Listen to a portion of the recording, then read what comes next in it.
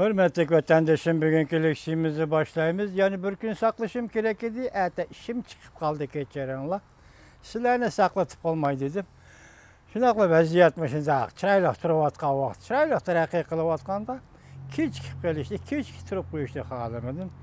Bugünkü sizlerle sözleydiği leksiyeler tüvendikçi. Birinci, Amerika Koşmuş Ştatları neme oylavatıdı? Amerika belki Tayvan boğazıga avamatika evetidir. Mavzulu haber 7. ayının 12. günü Cumhurbaşkanı Nazareti orbiti ilan kılındı. Haber mındak başlandı. Amerika armiyası büyük derecelik raket asaplangan belgelik mastım belgelik işgedane harbi parkot ne? 7. ayının 7. günü Tayvan boğazı evet. 7. ayının 6. günü Suudi vuruşu başlandı. 7. ayının 7. günü yukarı işki harbi parkot, çarlıqıcı parkot Tayvan boğazı öttü. Haberde aşkarınışçı Amerika armiyası Tayvan boğazıga avamatika köreşcan gruplarını evet işte oylaşı vatıdı. Hatta harbi parkot evet hep Tayvan'ı ziyaret kılıdı. Amerika Koşmuş Ştatları Devlet Müdafiə Ministerliği 3 gün burun yani 9.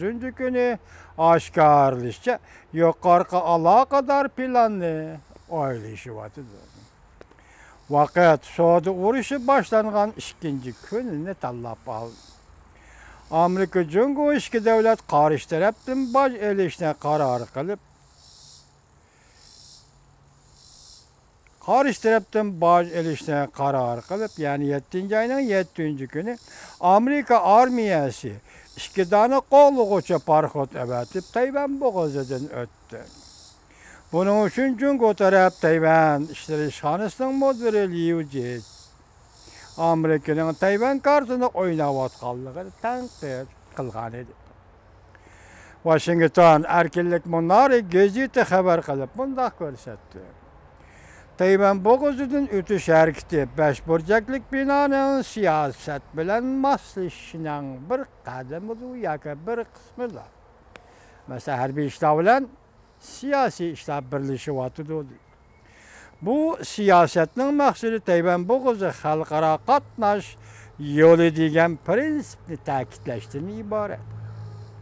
Şuna Tayvan boğazı echib etilishi ve erkin bo'lishi Amerika armiyasının harbiy parxodlari Tayvan boğazıdan qonunliq o'tishi kerak. Xabarda mundaq ko'rsatildi. Beijing o'tmishda boshqa harbiy parxodlarning Tayvan boğazıdan o'tishini cheklagan. Tayvan boğazı uchunla Cungo Janubi dengiz ve Sharqi dengizda zomogarlik huquqini tikladi. Belki Amerika bo'lsa bu dengiz yo'li uchoq dengiz bo'ladi. Cungoning egilik huquqiga mansub emas deganni amaliy harakati orqali isbotladi.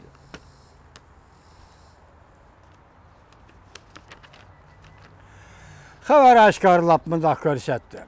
5 burcaklık bina aslında Avamatkilar grupsinin Tayvan boğazıdan ötüşünü planlagan idi. Lekin iki tane harbiy parxod raket asaplangan harbiy parxodning Tayvan boğazıdan ötüşünü karar kıldı. Növbəti 5 burcaklık bina yanıla Avamatika köreşcan gruplarını evetip Tayvan boğazıdan ötüşünü oylaşıvatıdı. Belki harbiy parxodlar Tayvan'da hem ziyaret qilishi mumkin. Diqqat vatandaşım. Belki harbiy parxodlar hem Tayvan'da ziyaret qilishi mumkin. Xabar tasvirlab bundaq ko'rsatildi. Bu ishlar Amerika bilan Tayvan munosabatini gavdalantirishga ahamiyat berganlikdir. Amerika zodi nima o'ylayotdi? Amerika ovozi xabar qilib bundaq ko'rsatdi.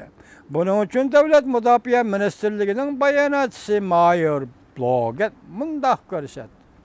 Amerika armiyasının Janubi dengiz ve Sharqi dengiz o'tirishida qatnashni bir qancha yildan beri davomlashib kelayotgan bir ish. Amerika Devlet Müdafiə Ministerliği 9. günü bayonot e'lon qilib mundaq ko'rsatdi. Amerika armiyasının Tayvan boğazıdan ötüşü Tayvan boğazının xalqaro ochiq dengiz ekanligini Amerika armiyasının Tayvan boğazın ötüş hukuku barlığını çekerliğallıqdır.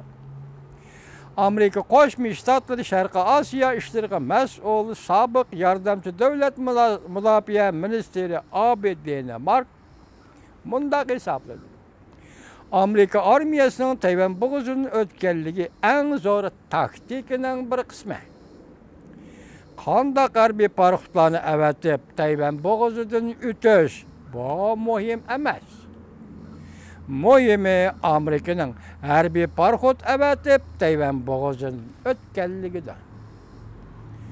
Mutaxassislar Amerika hukumati bir jungo siyosatini qayta tekshirish vaqti keldi deb hisobladi. Diqqat majumligi vatandoshim. Mutaxassislar Amerika hukumati bir jungo siyosatini qayta tekshirishning vaqti keldi deb hisobladi.